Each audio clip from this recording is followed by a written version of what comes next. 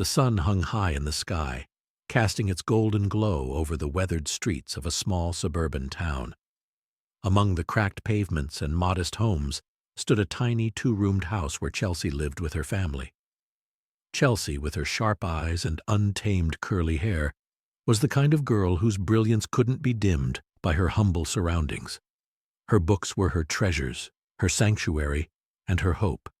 Despite her circumstances, Chelsea dreamed big, and her mind was a canvas of ideas waiting to burst into life. At school, however, her brilliance was overshadowed by the sneers and taunts of her classmates. Chelsea was a scholarship student at an elite academy, a world far removed from her reality. Her worn-out shoes and second-hand uniforms made her a target for bullies who found cruel pleasure in mocking her. One fateful morning, as Chelsea stepped into the grand school hallway, clutching her stack of books tightly, a group of girls led by the blonde and sharp-tongued Esther stopped her in her tracks. "Look who's here," Esther sneered, loud enough for the crowd to hear. "Our charity case. You know, this isn't a thrift store. Or did you think you were auditioning for a beggars club?" Laughter echoed through the hall, the sound piercing Chelsea's chest. She kept her head low, determined to ignore them. But Esther wasn't done. In one swift motion, she tipped a carton of milk from her tray, drenching Chelsea's uniform. "Oops," Esther mocked with faux innocence. "Guess you'll have to wear that masterpiece all day. It's not like you can afford another uniform, right?" Chelsea's face burned with humiliation as she walked away, her shoulders heavy with silent tears. Weeks later, during a science lab session, Chelsea's brilliance was on full display. While others struggled with the experiment, she had her solution ready within minutes. The teacher, impressed, praised her for her effort. But the recognition only fueled Esther's jealousy. At lunchtime, Esther and her clique cornered Chelsea in the courtyard. "Listen, brainiac," Esther hissed. "Nobody cares about your little experiments. Just because you can solve equations doesn't mean you belong here. Go back to wherever you came from." As Chelsea tried to leave, another girl shoved her, causing her books to tumble to the ground. Esther leaned in closer, her voice low but venomous. "You'll always be nothing, Chelsea. No amount of brains can hide that you're trash." Despite the sting of those words, Chelsea held her head high. Deep down she knew they were wrong. She was more than their insults, more than their scorn. Her father's nightly words of encouragement echoed in her mind. "You don't have to prove anything to anyone but yourself, Chelsea. Keep shining." Little did they know, Chelsea's light was one that no amount of bullying could dim. Chelsea's mother, Chloe, spent her days in a sprawling mansion that was worlds apart from the humble two-room house she called home. The mansion was owned by an elderly woman, Mrs. Layton, whose wealth was rivaled only by her icy demeanor. Chloe worked tirelessly as her maid, scrubbing, dusting, and catering to the whims of a woman who seemed impossible to please. Mrs. Layton was known for her sharp tongue, and Chloe bore the brunt of it daily. No matter how hard she worked, there was always something to criticize. One afternoon, as Chloe was polishing the silver in the grand dining hall, Mrs. Layton's voice sliced through the silence. "Chloe!" she barked from the doorway. "What on earth are you doing?" Chloe turned, startled, and quickly set down the candlestick she had been working on. "I'm polishing the silver, ma'am," she said, keeping her tone respectful. "With those clumsy hands of yours?" Mrs. Layton snapped, narrowing her eyes. "I can see streaks from here. Do it again. And if you can't get it right, perhaps you should find another job. Though I doubt anyone else would hire you with such poor attention to detail." Chloe bit her lip, swallowing the lump in her throat. She turned back to her work, her fingers trembling as she polished harder, willing herself not to cry. A few days later, Chloe had just finished mopping the marble floors of the grand foyer when Mrs. Layton appeared again, this time with her cane tapping rhythmically against the floor. She stopped abruptly, looking down at the gleaming surface. "What is this?" Mrs. Layton said, her voice dripping with disdain. Chloe looked down, confused. "Ma'am?" Mrs. Layton pointed to an invisible speck of dust that only she seemed to notice. "This floor is filthy. Do you think I pay you to lounge around and do nothing? Or is even mopping too much for you to handle?" Chloe's face burned with humiliation. "I'll clean it again, ma'am," she said softly. "You'd better," Mrs. Layton snapped, her tone cold as ice. "Or I'll find someone who can actually do the job properly. Honestly, Chloe, sometimes I wonder if you are even capable of anything at all."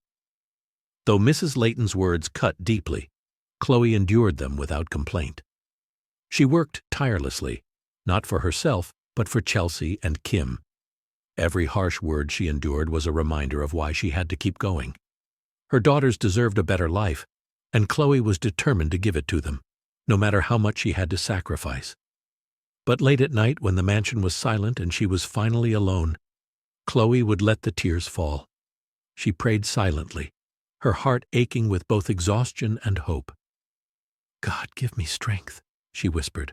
"For my girls, I'll endure anything." Kim, Chelsea's older sister, was a quiet force in her own way. Though not as academically gifted as her younger sister, she had a sharp wit and a compassionate heart. But beneath her calm exterior, Kim struggled with the harsh realities of her world, a battle she faced every day in the unforgiving halls of her high school. Kim's school was no different from Chelsea's, an elite institution where wealth determined status. As the child of a maid and a scholarship student, she was an easy target for those who saw her as an outsider. One morning, as Kim walked into her classroom, the laughter began before she even reached her seat. A group of girls, led by the infamous Rachel, leaned against the desks, smirking as Kim entered. "Look who decided to bless us with her presence," Rachel said, her voice loud enough for everyone to hear. "Kim the pauper, did you steal that sweater from the lost and found, or is it just another hand-me-down?"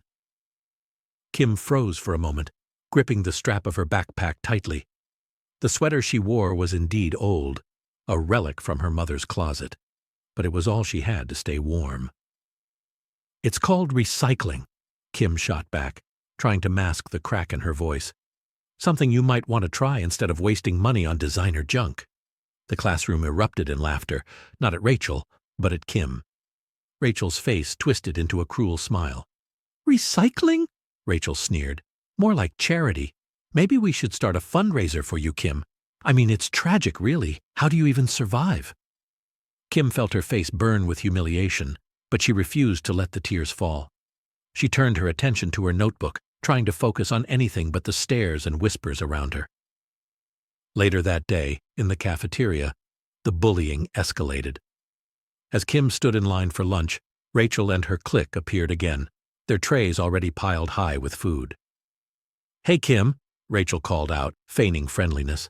"Why don't you skip the line? Oh, wait, you probably can't afford lunch, can you?" Kim ignored her, but Rachel wasn't done. "Don't worry," Rachel said, holding up a slice of pizza. "I'll donate this to you. You're used to scraps, right?" The words stung, but what hurt more was the laughter that followed. Kim's hands trembled as she picked up her tray and walked out of the cafeteria, her appetite gone. That night, as Kim sat in her room, the weight of the day pressed heavily on her. She stared at her reflection in the small, cracked mirror, wondering why she couldn't be stronger, braver. Her father's voice echoed in her mind. "They can laugh all they want, Kim, but you're worth more than their words. Never forget that." Kim clenched her fists, determined to rise above the torment. She wasn't going to let the bullies define her. Somewhere deep inside, she knew she had the strength to endure, just like her mother, just like Chelsea. She just had to find it. That evening, the small house was quiet, save for the soft hum of the kettle on the stove. Drax, Chelsea, and Kim's father sat at the rickety kitchen table, his calloused hands resting on the wood. He had just come home from his long shift at the factory, his face lined with exhaustion but his eyes warm as he looked at his daughters. Chelsea and Kim sat across from him, their heads bowed. Chelsea fidgeted with the hem of her sleeve while Kim stared at a crack on the table as if it held all the answers to her problems. Their silence spoke volumes.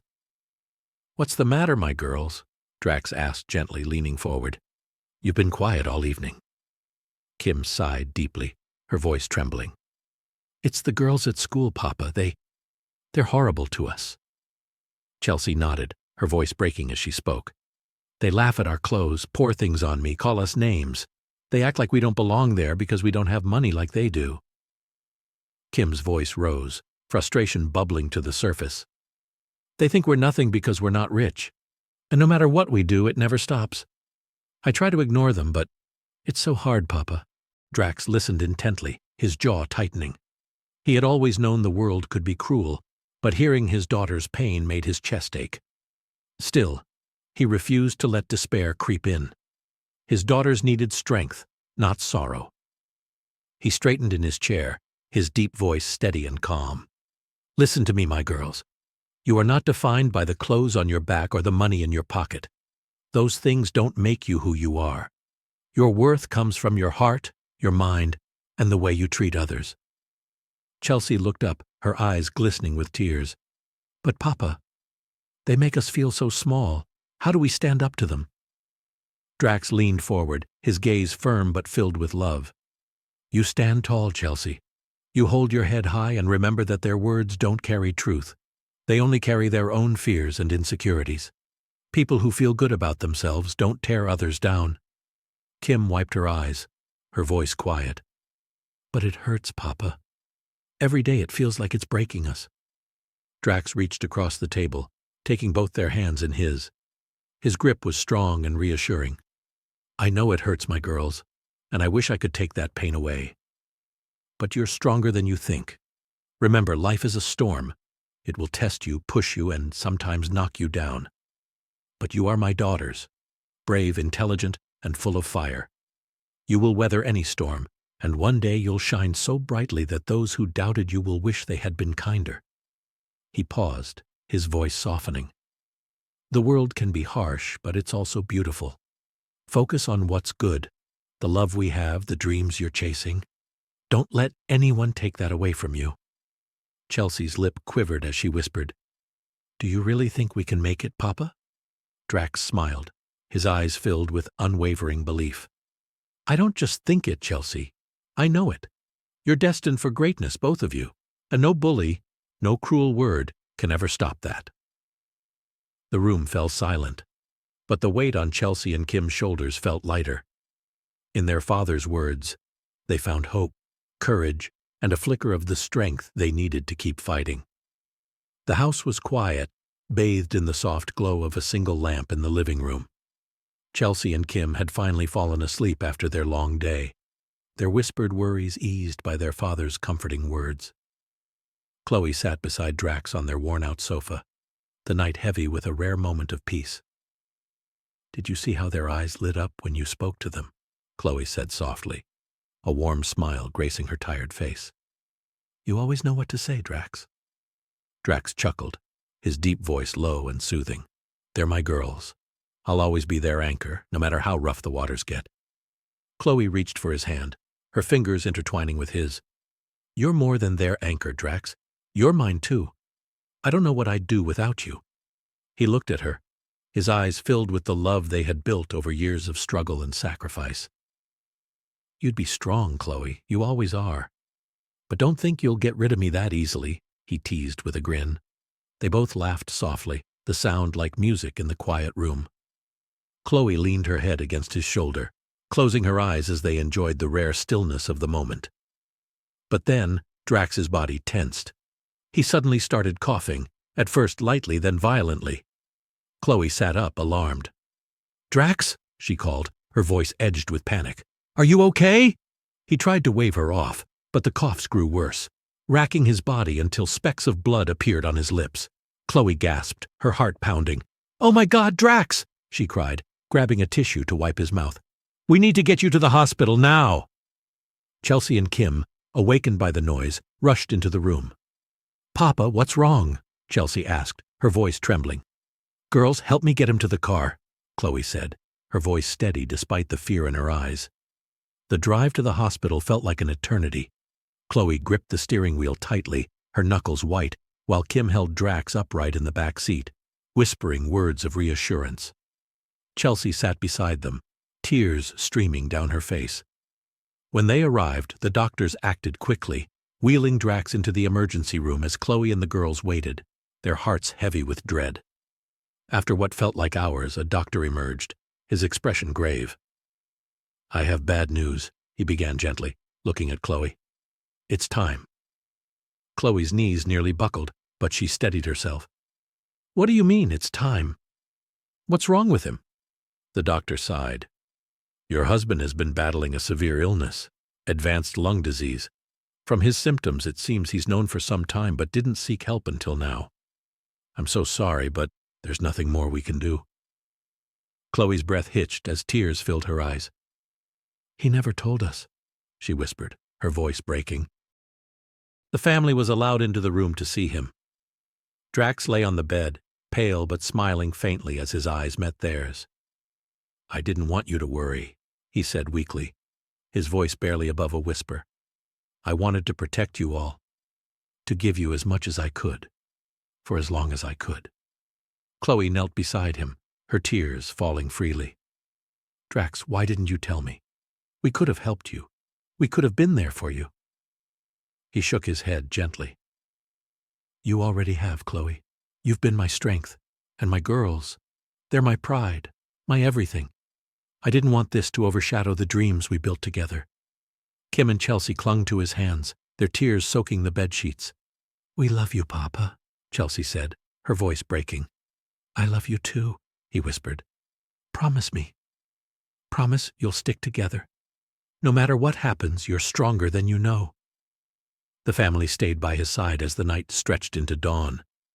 With the first light of morning, Drax took one final breath, his hand still held tightly by his wife and daughters. The room fell silent, the weight of his passing settling over them like a heavy fog. Chloe pressed her forehead against his, her sobs shaking her body.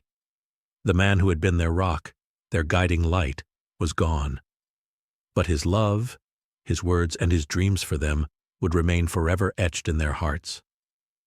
A few days after Drax's passing, the small house was heavy with grief. The emptiness he left behind was almost unbearable.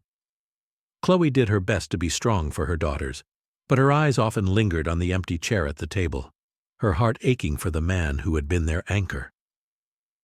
One rainy afternoon, as the storm clouds rolled in, a knock came at the door. Chloe wiped her hands on her apron and opened it to find a sharply dressed man standing on the porch, holding a leather briefcase.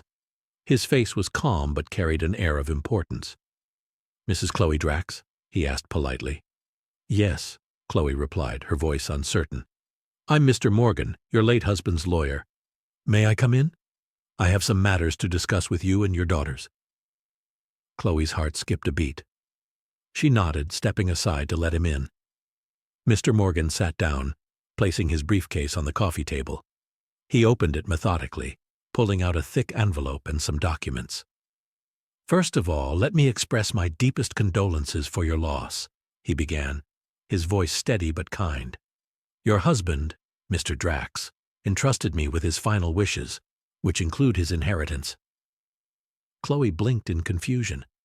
Inheritance? She echoed. Mr. Morgan nodded. Yes, ma'am. You may not have known this, but Drax came from a very wealthy family.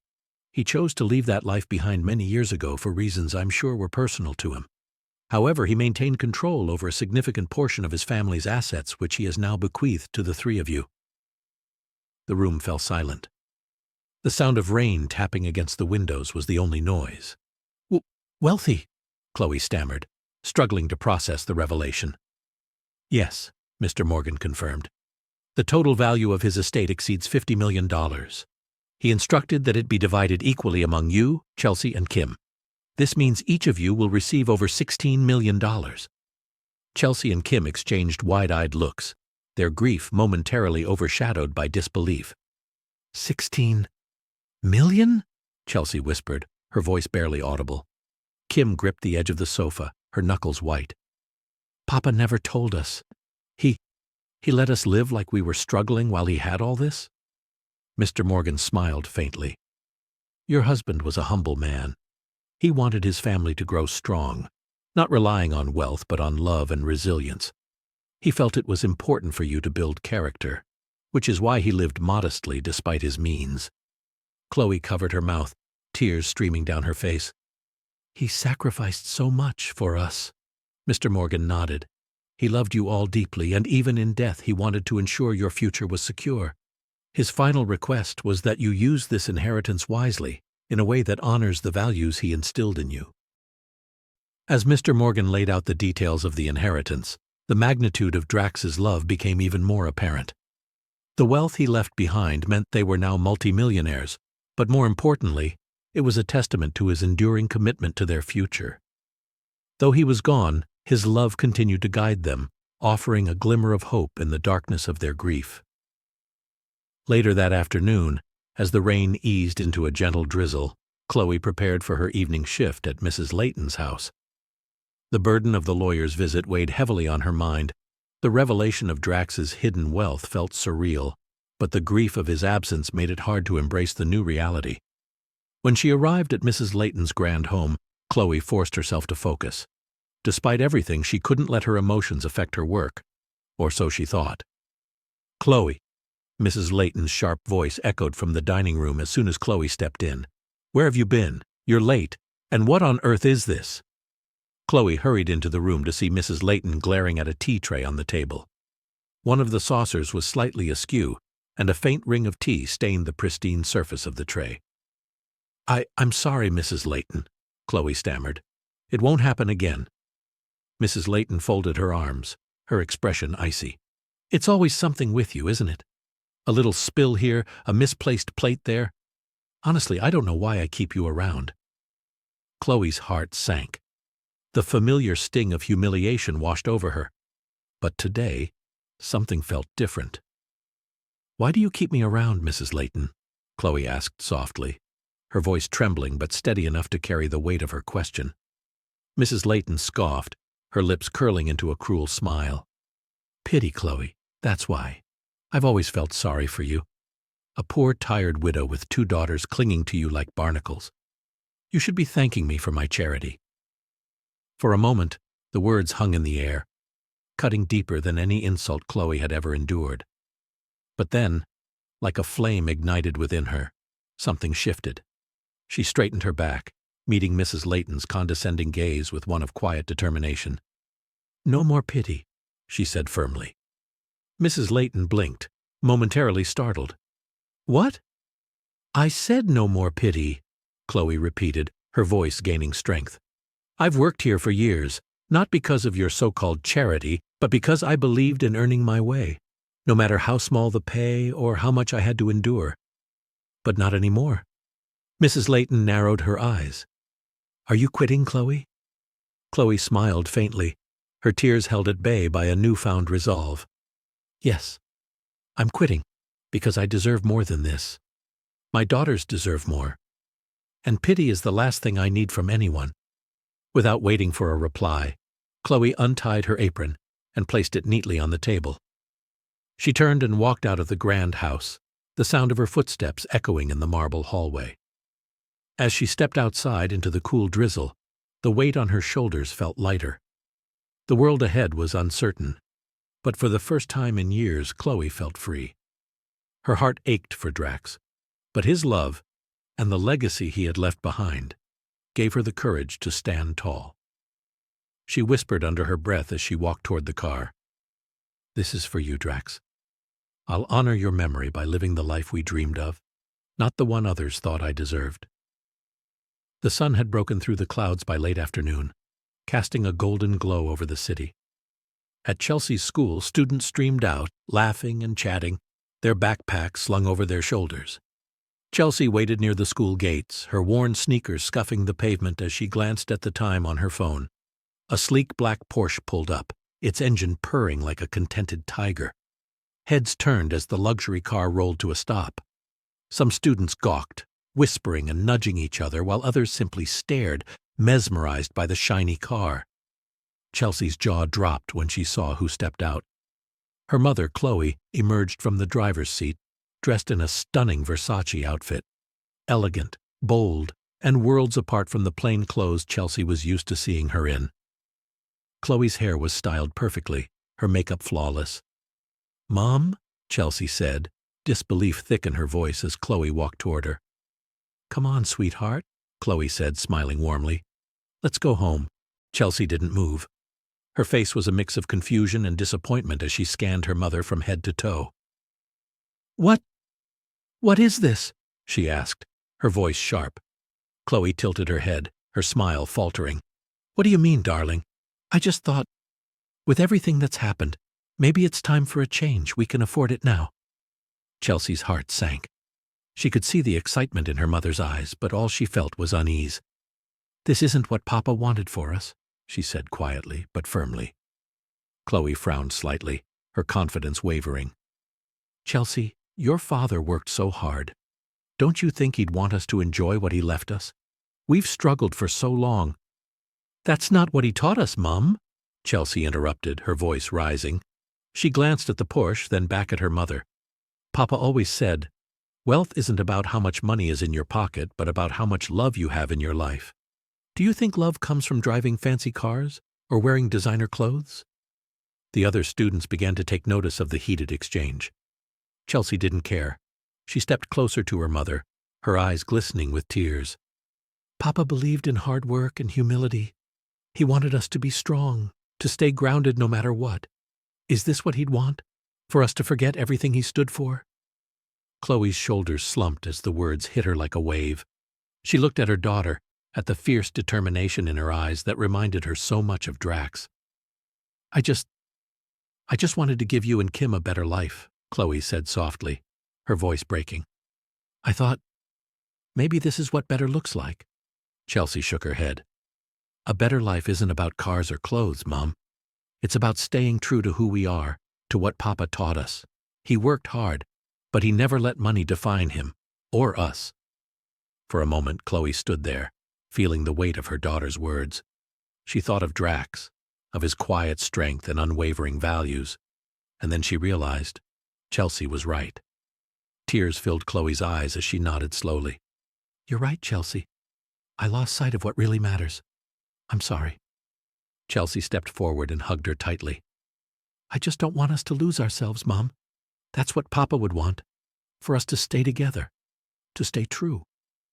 Chloe held her daughter close, the sleek Porsche behind them feeling suddenly insignificant.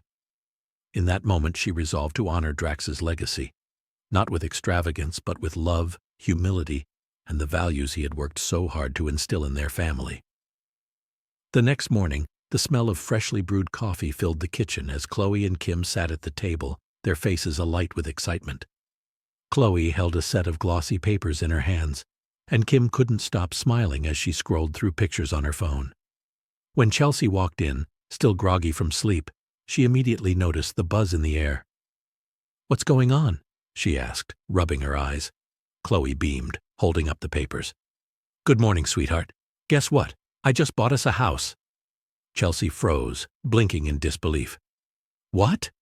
Kim jumped in, her voice brimming with enthusiasm. It's not just any house, Chelsea. It's in Lenox Hills, a mansion with 5 bedrooms, a pool, a huge garden, the works. Chloe added, it's perfect for us. A fresh start, somewhere beautiful where we can finally live the life your father would have wanted for us. Chelsea's face hardened. The life Papa wanted? She repeated, her voice low but sharp. Do you really think this is what he wanted? The room fell silent. Kim's smile faltered as she looked at her younger sister, and Chloe's excitement dimmed under Chelsea's intense gaze. Papa didn't care about mansions or luxury, Chelsea continued, her voice trembling with emotion. He cared about family. He cared about love, kindness, and staying humble. He used to say, wealth is not about how much money is in your pocket, but about how much love you have in your life. Do you remember that? Or have you both forgotten already? Chloe's face flushed with guilt, but she quickly masked it with defensiveness. Chelsea, it's not about forgetting. It's about moving forward. We've lived in poverty for so long. Don't you think we deserve to enjoy this? Enjoy? Chelsea snapped, her voice rising. Is spending millions on a mansion and designer clothes what enjoying means? Papa worked hard to teach us that love and humility are what truly matter. But now it feels like none of that means anything to you. Kim interjected, her tone less certain than before. Chelsea, don't be so dramatic. It's not like we're doing anything wrong. We have the money now. Why shouldn't we use it? Because it's not who we are, Chelsea shot back. You're both so caught up in spending that you're losing sight of what really matters. Papa didn't leave us this money so we could drown ourselves in luxury. He wanted us to have a better life, not a shallow one. But Chloe, brushing away her doubts, shook her head. I appreciate what you're saying, Chelsea, but this is our chance to finally live without worrying about every penny. You'll understand one day. Kim chimed in. Yeah, Chels. Lighten up. This is our time to shine. Chelsea clenched her fists, tears brimming in her eyes. Shining doesn't mean forgetting who you are, she whispered before storming out of the kitchen. Despite her words, Chloe and Kim turned a deaf ear. The days that followed were filled with indulgence. Chloe visited high-end boutiques, buying clothes, jewelry, and accessories she had only dreamed of. She spent afternoons at luxury spas, her time filled with massages and facials. Kim, swept up in the excitement, followed suit, splurging on gadgets, makeup, and the latest fashion trends. Chelsea watched silently from the sidelines, her heart heavy with disappointment. Every shopping bag and extravagant outing felt like a step further from the values her father had cherished. Though she tried to speak up again, her words seemed to fall on deaf ears, leaving her wondering how long it would take for her family to remember what truly mattered. Weeks passed, and the once united Drax family began to feel the subtle strain of their newfound wealth. Chloe and Kim continued their spree of indulgence, each day marked by extravagant purchases and luxurious outings. For Kim, the thrill of new clothes, gadgets, and high-end makeup consumed her every thought. At school, the effects of this distraction were becoming painfully obvious. Kim, once a top student like her sister, found her grades slipping. It started small. She missed a homework deadline here, forgot to review for a quiz there. But soon her once pristine record of excellence began to crumble. In her history class one afternoon, her teacher, Mrs. Burnett, stood at the front of the room, calling on students to answer questions about a reading assignment. Kim Drax, Mrs. Burnett said, her voice cutting through the hum of the classroom. Kim, seated at the back, didn't respond. She was too engrossed in her phone, scrolling through images of new shoes she planned to buy later that day. Miss Drax! Mrs. Burnett's voice sharpened, snapping Kim out of her trance. Kim jolted upright, her face flushing as the entire class turned to look at her. Sorry, can you repeat the question? Mrs. Burnett's expression hardened. Kim, I asked about the Treaty of Versailles and its impact on post-war Europe. Surely you know the answer. Kim's mind raced, but it was blank. She hadn't read the assignment. She had been too busy shopping online the night before. I'm not sure, she stammered, her voice barely audible. The teacher sighed, her disappointment evident. See me after class. Kim slumped in her chair, avoiding the amused smirks of her classmates. When the bell rang, signaling the end of the period, she lingered at her desk until the room emptied. Mrs. Burnett gestured for her to come forward. Kim, what's going on with you? This isn't like you. Your grades have been dropping, you're not paying attention in class, and your assignments are either late or missing altogether. Kim looked down, shame creeping into her chest. I've just been busy, she mumbled. Busy with what?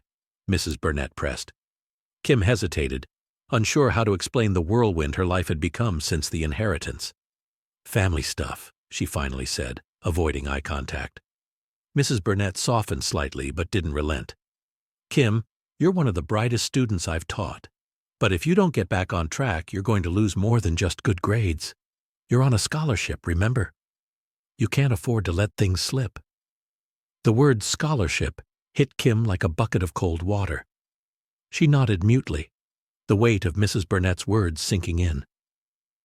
The sun was setting as Kim walked home, the pink and orange hues of the sky doing little to lift her mood. Her thoughts swirled, weighed down by her struggles at school and the tension growing within her family. She kicked a stray pebble on the sidewalk, wishing things could go back to how they were before everything changed. As she approached the park near her house, she spotted a familiar figure sitting alone on a bench. Hannah, the white girl who had bullied her relentlessly, sat hunched over, her face buried in her hands. Her shoulders shook with quiet sobs. Kim hesitated. She had every reason to walk past without a word. After all, Hannah had tormented her for months. But something in the girl's body language, the raw vulnerability, stopped her.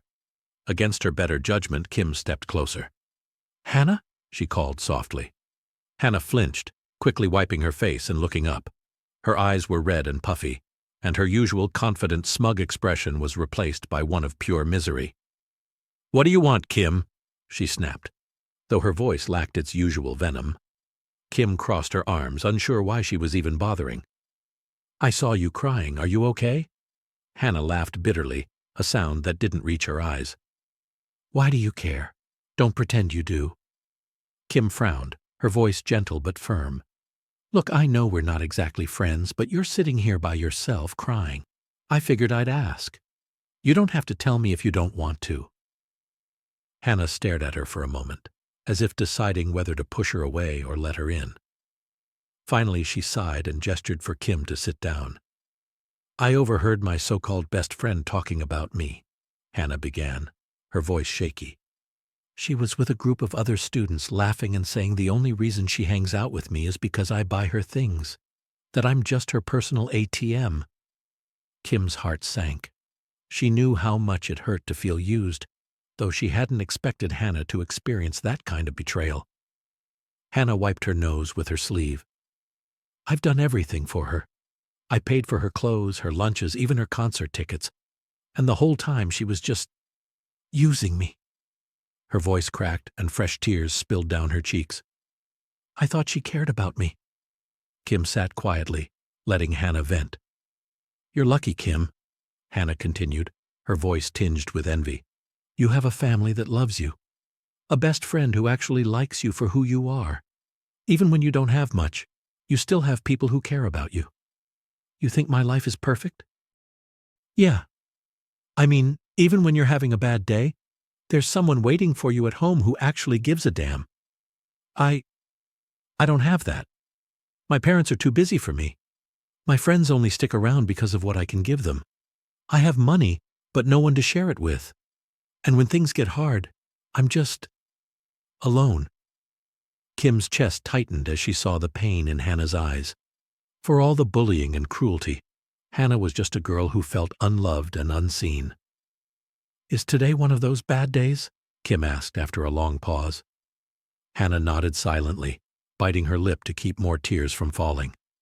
Kim reached out, hesitating for only a moment before placing a comforting hand on Hannah's shoulder. "Then I'm here," she said simply. "Today, you don't have to be alone."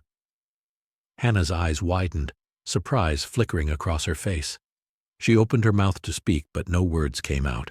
Instead, she let out a shaky breath and nodded, a tiny, grateful smile breaking through her sadness.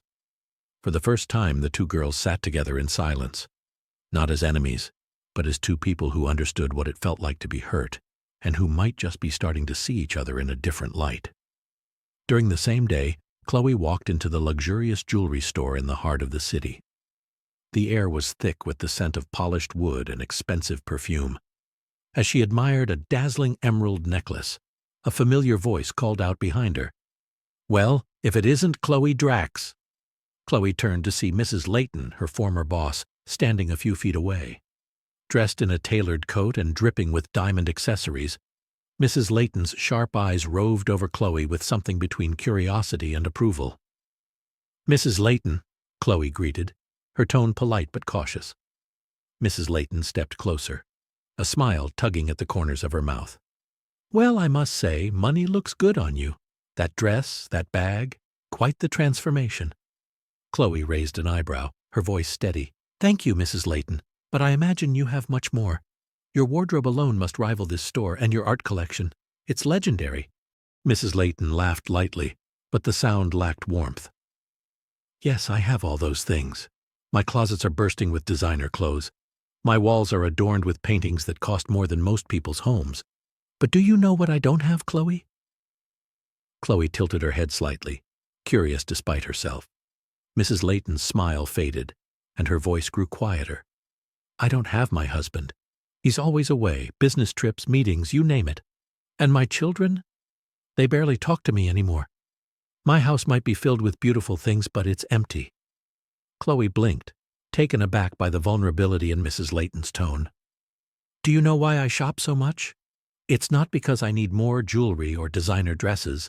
It's because every purchase for just a fleeting moment fills the void. It distracts me from how lonely I feel. But once I get home surrounded by all those things, the emptiness creeps back in. Chloe's heart clenched as she listened. She had always thought of Mrs. Layton as a woman who had everything: wealth, status, power. But now, standing in front of her, Chloe saw someone who was as lost as she was. Mrs. Layton let out a bitter chuckle. "I'd pay any amount, Chloe, any amount, to have what you had. A husband who loved you. Children who looked at you with warmth instead of indifference. Real love." Chloe swallowed hard, her mind flashing to memories of Drax and the simple, happy moments they had shared as a family. She thought of his words, "Wealth is not about how much money is in your pocket, but about how much love you have in your life." For the first time since receiving the inheritance, Chloe felt a pang of doubt about the life she was trying to build. She forced a smile and nodded, her heart heavier than it had been in weeks. "Well, Mrs. Layton," she said softly, "thank you for the kind words. I hope you find what you're looking for." As she turned to leave, Chloe couldn't shake the feeling that the diamonds and gold around her suddenly seemed far less valuable. The next day, Chelsea sat under the large oak tree in the schoolyard with her best friend Clara. They had just finished lunch, and Chelsea's heart felt lighter than it had in weeks. "Tomorrow's my birthday," Chelsea said with a small smile, fiddling with the strap of her backpack. Clara's eyes lit up. "Really? Are you doing anything special?" Chelsea hesitated. Birthdays had always been a modest affair in her family. Homemade cake, heartfelt cards, and a quiet dinner together. But this year, with her family's newfound wealth, things had felt different. She wasn't even sure if her mother or sister remembered. "Well, I don't know if it'll be special, but—" "Would you come over? It'd mean a lot," Chelsea finally said, her voice soft. Clara grinned. "Of course, I wouldn't miss it for anything." The next day arrived quickly, and Chelsea felt a mix of excitement and anxiety as she led Clara toward the front door of their home. She braced herself for the usual scene, Chloe and Kim absent, off on another extravagant shopping spree, leaving the house eerily empty. When she opened the door, however, the sight before her made her freeze. The living room was filled with colorful balloons and a banner that read, "Happy Birthday, Chelsea." Her mother, Chloe, stood near the kitchen holding a tray of cupcakes decorated with candles. Kim was arranging a stack of presents on the table, her face lit up with a warm smile. "You're home?" Chelsea asked, her voice tinged with disbelief. Chloe set down the tray and walked over, enveloping Chelsea in a tight hug. "Of course we're home," she said softly. "It's your birthday, Chelsea. We wouldn't miss it for anything." Kim joined them, laughing. "Yeah, you really think we'd leave you hanging today?" Chelsea stepped back, her eyes wide. "But I thought you'd be out shopping or something else." Chloe exchanged a glance with Kim, and a quiet understanding passed between them. Chloe sighed and took Chelsea's hands in hers. "You were right, sweetheart," Chloe said, her voice thick with emotion. "We lost sight of what really matters. We got so caught up in all the money, the things, the new lifestyle. We forgot what your father always taught us." Kim nodded, her own voice soft. "Chelsea, you've been trying to remind us this whole time, and we were too stubborn to listen. But not anymore." Chloe gestured toward the banner and the simple but heartfelt decorations. "We were going to buy that house in Lenox Hills, but we scrapped the idea. Because wealth isn't about how much money you have in your pocket. It's about how much love you have in your life." Tears welled up in Chelsea's eyes. For the first time in weeks, she felt the weight on her heart lift.